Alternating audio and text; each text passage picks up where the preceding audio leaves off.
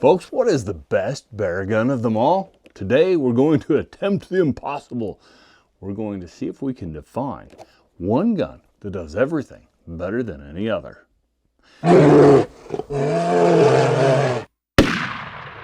Now, is it a 10mm semi-automatic that's so trendy today? High capacity, fairly light, fast to fire, and relatively powerful? I think not. All these are good, but they'll have weaknesses. We're going to whittle these down till we have the best. How about a great big bore revolver like this beautiful Bisley Ruger chambered in .480 Ruger single action? This is a terrific tool. Again, I don't think it's perfect. It's not all around. You want to reach across a canyon and shoot a big black bear in Montana or a mountain grizzly in Alaska? Don't think so. How about a compact 44 Magnum? Now this is my favorite backup gun. It's a 5-shot Smith & Wesson Model 69 Combat Magnum. I love the name, I love the caliber. I love the fact that I can carry it day after day and I don't get exhausted just from packing it. Still, good as it is as a backup, this is not the ultimate bear gun. How about one that's going to leave a lot of folks breathless and excited? A 4570 lever action loaded with really potent cartridges. You know, this one's darn good and it comes darn close to being the ultimate bear gun. It's compact enough to sling on your back and carry all day, even if you're fly fishing or just doing a hike with the family up through a beautiful mountainous area infested with grizzlies, right? But still, this has a couple weaknesses. It's not as powerful as some of the big cartridges like a 375 Ruger or H&H or the 416 Magnums and so forth. But most of all, it doesn't have much reach. For bear protection, that's not a problem. But what if you're a guide trying to clean up after a client that's wounded a big grizzly and that grizzly is lumbering over a ridge 350 yards away? With this rifle, you're elevating in degrees, right? Not minutes of angle, and you're sending Hail Marys trying to slow it down. Nope, that one's not perfect either. Fun and wonderful as it is. The one that we've narrowed it down to that we think makes the single best all-purpose bear gun that there is this one right here. Now, keep in mind, folks, this is for an affordable price, right? You can buy these. This is a Ruger M77 Guide Gun. You can buy these for about $1,200. Comes with an all stainless barrel in action, 20-inch barrel, and a variety of cartridges ranging from 30-06 up through 338 Win Mag, 375 Ruger, and 416 Ruger. It even comes in a left-hand version, although I think it's just in one cartridge, the 375 Ruger, which is our choice anyway, because it doesn't kick that hard. Recoils a little less than a heavy duck load in your 12 gauge, right? Certainly a lot less than a 3.5-inch turkey load. So fairly shootable, quite compact. The laminate stock is impervious to moisture and heat, super strong, and has really good fast using backup iron sights. Comes with a brake that you can remove if you want, put a thread cap on there. And perhaps more important than anything else, it has a controlled feed action design with that big Mauser type claw extractor that helps us humans run a rifle more reliably. Now, that old argument between a controlled feed action and a push feed design like that wonderful Remington Model 700, kind of a moot point if you're hunting non-dangerous game. And if run properly, a push feed can be just as reliable as a controlled feed action. But the controlled feed action helps eliminate the malfunctions induced by a panicking human, which is why it's so crucial when you're hunting dangerous game. What exactly is a controlled feed action? Let's take 15 seconds and digress and mention that. As the cartridge comes up out of the magazine, that big old claw extractor grabs the rim and holds it as it goes forward into the chamber. And if for whatever reason you're that panicky human and you start short stroking it, right? Maybe you think you picked up a cartridge, but you didn't. right? So you go back for another one just to make sure, and you run that one forward. Well, now you've got two going up into the chamber, and they will jam if you're running a push feed. A controlled feed, since it has hold of that first cartridge, it'll throw your live round out the window. You've just lost a fresh cartridge, right, that you maybe are going to want, but it's clear. And as you close that bolt again, it'll run, right? It'll chamber that next cartridge because there's not one in the way. And so that's saved you from a major malfunction. And that's important when big, gnarly, toothy things are attempting to chew on your ankles. So some of you that are familiar with this rifle may have noticed already that it has a modification. It has an extended floor plate. These are made by Alaska Arms and are beautifully conceived. They make it so that your Magnum cartridges hold an extra round in the box magazine, which is really, really important.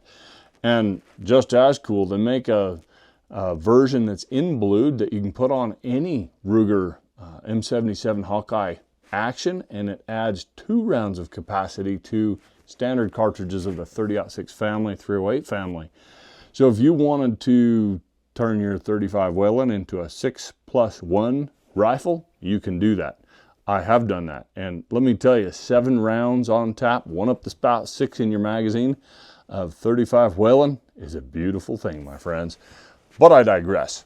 Let's get back to this rifle. One other feature I really like is that wing type safety on the bolt shroud. It's a 3-position.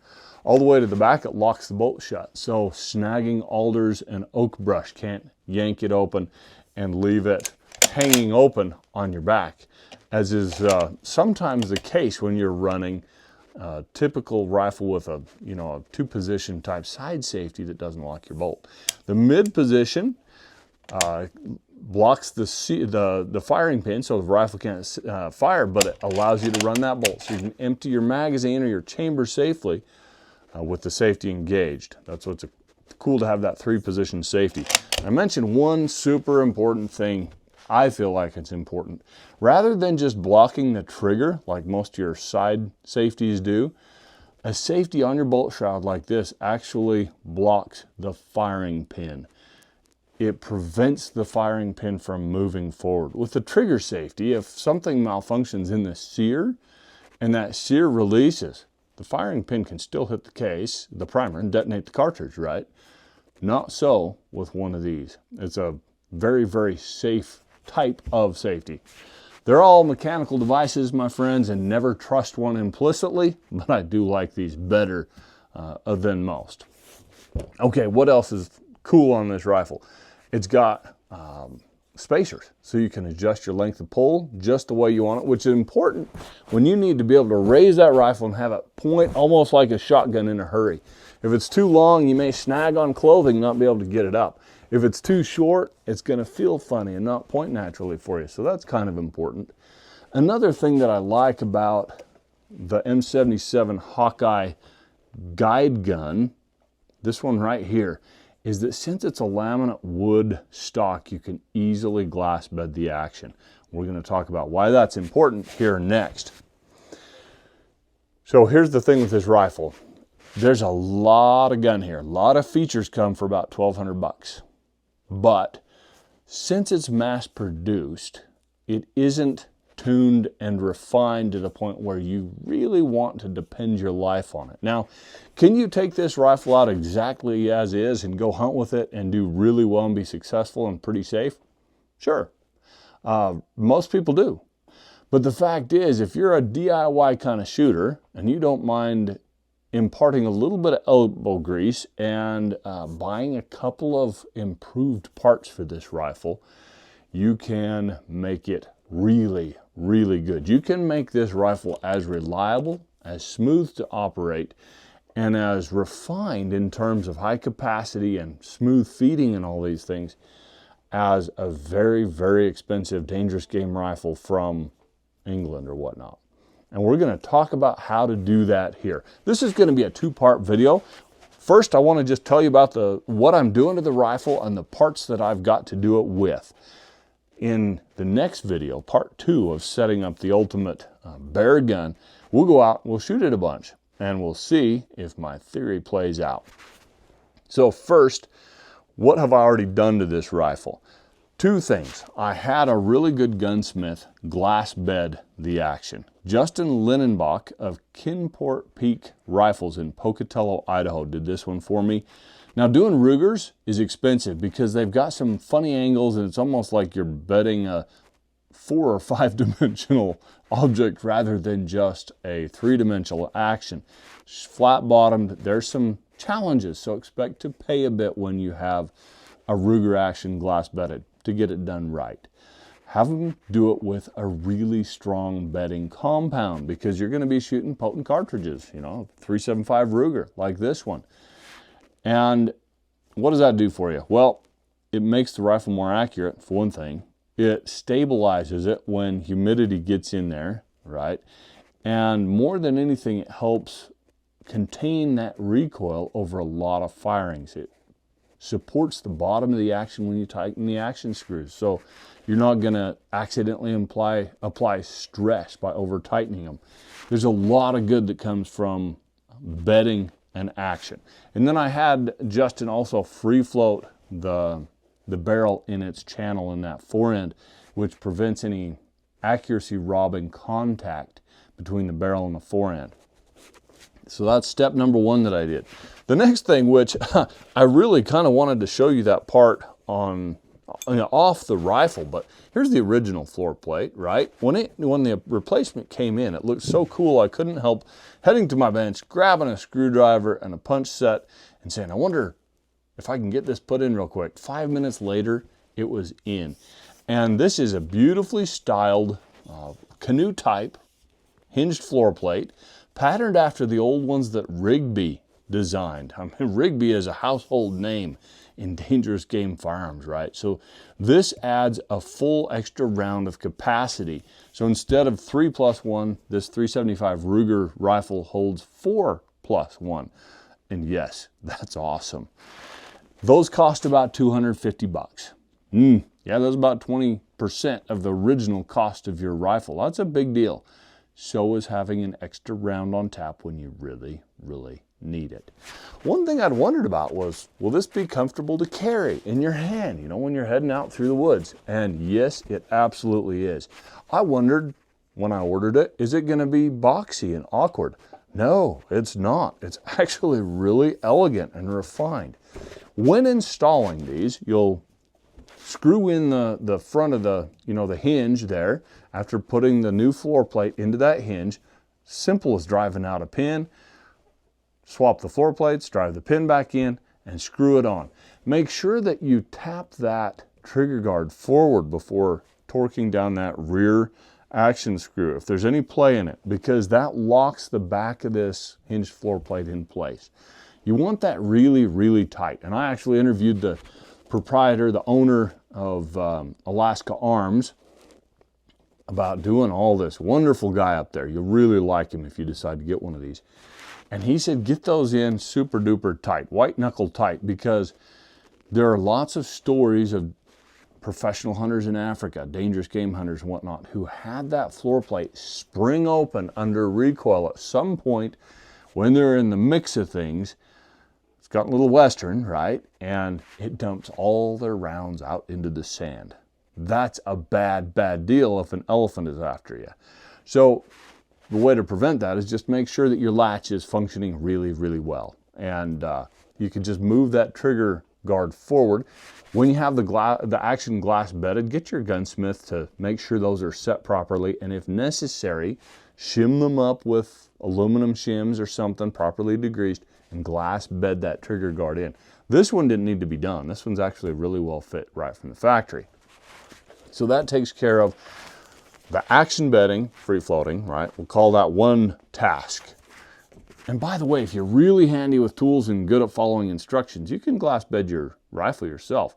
It's just time consuming. Plan on an hour a day or a couple hours a day for 4 or 5 days to get it done, what with the bedding compound curing and all that. I like to have a professional done it, even though I've bedded dozens of rifles, especially with a Ruger. I like a pro to do it because they just get a better job than I do. So task number one, bedding. Task number two, get that extended capacity floor plate from Alaska Arms and install it. That's a $250 task. By the way, what should bedding cost? You know, anywhere from $150 to $250 depending on the gunsmith and how much he does not like doing Rugers. Of course, you can do it yourself. The kit costs about $40 to get Acroglass gel from Brownells. You can use Marine Tex or a number of other compounds. Do your research and use something that's really, really strong. I left that to the gunsmith. That's his decision.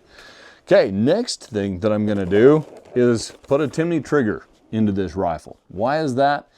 Because these have decent triggers. I mean, this one's probably around 4 pounds, but it's a little spongy. When I squeeze, it doesn't have a real crisp let off. I don't mind the weight because when your hands are cold and you're hunting, and especially when things get real exciting and your fine senses kind of fade into the background and you're running on your gross motor skills, it's good to be able to feel that trigger. But I want it crisp. Besides, I love Timneys. I'm obsessively addicted to Timney triggers, so I'm gonna put this Timney trigger into this Ruger rifle. That's another, you know, $175 to $225 investment. These are not just a cassette that drops in like most aftermarket triggers do in a rifle. You have to do a little bit of fitting. So this is a task you could give to your gunsmith when you have them bed it if you want. They usually charge $25 or so to install and tune a trigger. I'm pretty comfortable with that, so I'm going to do that myself. The last part of this setup is going to come with some Alaska Arms quick detachable rings. And there are some reasons that I like these. Man, he does such a nice job with his products. They come packaged like he's very proud of them, and he should be, because they're so nicely done. So Morris Milani of Alaska Arms builds these special rings, quick detachable rings for Ruger rifles. They clamp right into the top of the receiver, so you don't need any aftermarket bases or other products. Once fit to the top of that action, you just give that lever a half turn and it sets, you know, it torques that screw tight. And these are guaranteed to return to zero. When you put it back on, your point of impact will be the same, right? It's really cool. They have multiple contact surfaces. They're all made of steel, beautifully machined. They come with instructions on how to set them up, fit them, and set your torque. It's not hard. It's a little fiddly. So just give yourself some time. If you rush it, you might get frustrated. And you don't want to do that when you're setting up a rifle that you might count your life on. So that's step number 4. Step number 5 is the one I always put off because it's a bit of a pain. It takes a little while. It's messy, but the nice thing is, the good news is you can do it at any point in this rifle's life, and that is to hone and polish the action. To do that, I use an abrasive compound. This is 600 grit silicone carbide from Brownells, and it's just an oil-based stuff. It's kind of this goop, gray-looking goop with a very fine polishing compound in the oil. So what we're going to do to polish this is spread that stuff evenly over all the bearing surfaces on the bolt, except for the back of the recoil lugs. And that's this portion right here. You don't want to put any of this polishing compound on the back of those, because if you do, it potentially could hone the back of those. I mean, it's not bad to lap your recoil lugs into the locking lug recesses in your action, but you don't want to increase head space. If you do increase head space by more than a couple or 3 thousandths, you might have to have your barrel set back, and that's a real drag. Don't do that, right? So the only place I keep that compound off of is those 2 shoulders right there. Put it everywhere else that you can see burnishing marks on that bolt. With that compound on your bolt, just run it forward and back. I like to say for about the duration of the film Dances with Wolves. So we're going to give ourselves about 2.5 or 3 hours of doing this. You'll take the bolt out and reapply polishing compound anytime, well, frequently. We'll just say frequently. There is a thing you can do that makes your cleanup job a lot easier, and that's take the cocking assembly out of your bolt before you start this. And cleanup will take you 20% of the time. if you leave this in here, put some polishing compound, just a tiny dab, down in your camming surfaces and let that work as well. After doing several Rugers both ways, I do it the messy way. I leave the caulking piece in there because it seems like that polishing compound gets into the inner workings and burnishes those surfaces that rub against each other, and you end up with a smoother final product. Just be aware that you're going to be 45 minutes or more with toothpicks and Q-tips and rags and all kinds of different little cleaning things to get all of the polishing compound off this bolt. You probably will need to take the extractor off and a few things. YouTube will help you with that. So how much difference does that make? You know, if you run a rifle and you shoot it a lot for 10 years, it's going to get pretty burnished, one of these Ruger M77s. This will burnish it better than that ever will in an afternoon. You know, take a Sunday afternoon or whatever and just give your rifle some love and you'll be amazed at what it does for it. I will say that I've never had a stainless Ruger burnish up quite as slick and smooth as the blued ones do. I presume that's a little bit because of the sulfur content in the stainless steel. It just has a very slightly rubbery nature, and it probably just is maybe a little more resistant to burnishing and smoothing out. It is what it is. They still get pretty smooth. Once that's all done, you'll find that inside on the top of your locking lug raceways on each side, kind of the top of those feed rails, that it's gotten really bright and smooth and polished. And if you feel the inside edge of that, where the cartridge rises up and positions itself ready to go into the chamber, that'll be sharp enough to cut your thumb on. I know, because I've done it. You want to get rid of that really sharp edge. It'll scar your brass up and just, you know, is a bit of a pain. Plus it makes it feed less smoothly because it's biting into the sidewalls of those cartridges.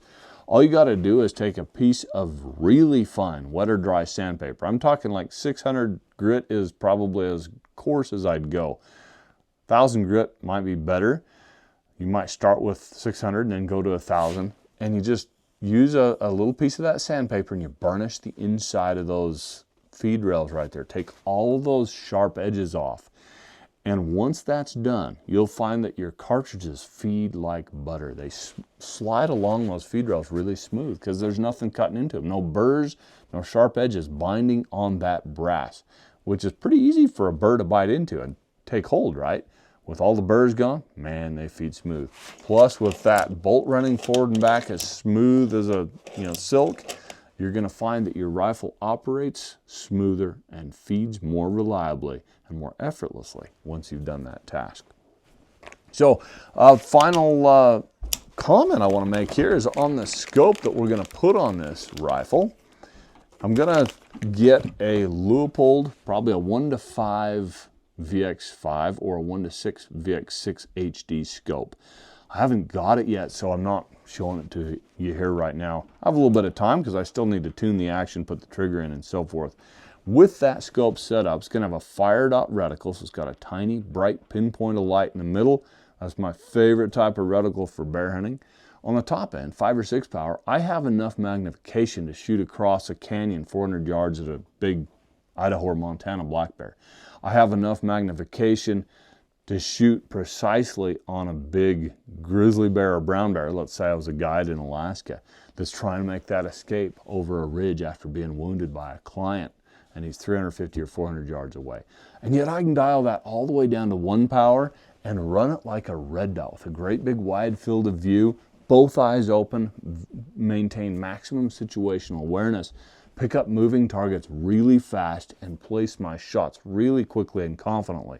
Then, if I ever have to wade into, as Morris from Alaska Arms calls it, if I have to wade into the pucker brush after a wounded bear, you just pop those quick detach scope rings off. Put your scope in your pack or whatever, and probably leave that behind because you don't want stuff snagging. Take your sling off and go into that alder thicket, that oak brush, whatever it is, ferns in the wetter canyons in parts of Idaho. You go in with your iron sights and you can point shoot that rifle with those express sights really effectively. whether it's 10 feet, 10 yards, or 100 yards, those iron sights are going to do really, really well. It is important to make sure they're zeroed. You can swap out that back sight blade for different heights. Just call Ruger and they'll send you some if you find that you need a higher or lower rear sight. And that, my friends, is pretty much it for the setup of what I believe is the ultimate all-purpose bear gun. You think about it, there's only one thing that this rifle doesn't do well when you're in bear country, and that's be discreet. If you're hiking up a trail full of tourists that get a little worried at the sight of a firearm, well, they're probably worried at the sight of the bears as well, so I wouldn't worry too much. But what I'm saying is this rifle just isn't real discreet. However, it's compact enough you can carry it easily. You can toss this on your back in a sling, whatever, and it's short, it's compact, it's handy, it's maneuverable. It's not going to get in your way. I think it's easier to carry a rifle like this than it is to carry like a 5-pound X-frame revolver in 500 Smith & Wesson Magnum or something like that. If you choose one of the more potent cartridges, let's say from 338 Win Mag up, but especially something like this 375 Ruger, you've got all the authority you need to clobber big angry bears, even wounded ones that might be coming to try and do you harm. You've got enough reach to shoot across canyons and hit bears real hard. You'll have enough accuracy with that glass-bedded action, a 10-meat trigger, free-floated forend, and a good scope. You're probably going to be shooting sub-inch-and-a-half groups, which in a big bore, a dangerous game gun, is just fine. And you may find your rifle shoots sub-inch groups. It's fast. It's got high capacity. It's really, really strong and reliable, and will maximize your ability as a human to run this rifle without hiccups. That, my friends, is why I think this is the best all-purpose bear setup that can be had. If you want to argue with me, I'd love to hear it. Put it in the comments below this video and tell me what you would set up or what you have set up for this purpose, and we'll have a good conversation. Thanks for tuning in, folks. Stay tuned for our upcoming video on ringing this rifle out once it's fully set up, and we'll see just how good it can be. I'm Joseph von Benedict with the Backcountry Hunting Podcast, and I'll see you in the backcountry.